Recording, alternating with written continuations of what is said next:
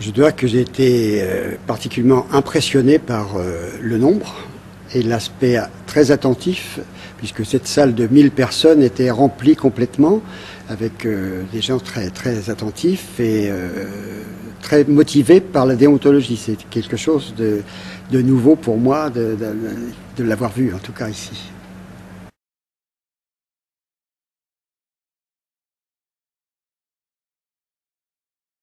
Alors, l'impression du CEPLIS, c'est que, en dehors du fait que les professions libérales ont un apport économique à la société, ce qui nous intéresse, nous, c'est de savoir ce que les professions libérales apportent à la société autrement que économiquement. Et ce qu'elles apportent à la société, ces professions libérales, ce sont évidemment les valeurs communes. C'est le fait qu'on traite de l'homme à l'homme, de l'humain à l'humain.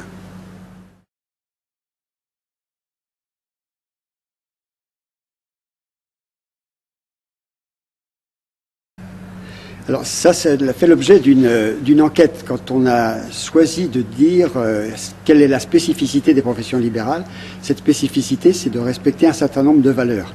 Et pour savoir si elles étaient communes, si elles étaient partagées avec l'ensemble d'autres professionnels et d'autres professions réglementées, le CEPLIS a fait un questionnaire. Et de ce questionnaire est sorti 8 valeurs communes que l'on peut citer dans le désordre. Il n'y a pas de hiérarchie particulière, qui sont d'abord l'indépendance professionnelle, qui sont ensuite la confidentialité, qui est vraiment la pierre angulaire.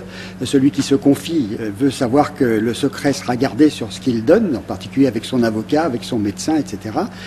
Il y a la formation initiale, la formation continue, bien entendu. Il y a la délégation de tâches, de savoir que celui qui délègue est quand même responsable, et la responsabilité individuelle, précisément, qui doit s'accompagner aussi, soit d'une assurance responsabilité civile obligatoire, soit au moins d'une assurance fortement incitée. Voilà les principales, avec la probité, l'honneur, et surtout aussi, une des valeurs importantes, c'est de pouvoir soigner, traiter, avec un patient, un consommateur ou un justiciable, sans tenir compte de ses opinions politiques, sans tenir compte de ses opinions religieuses.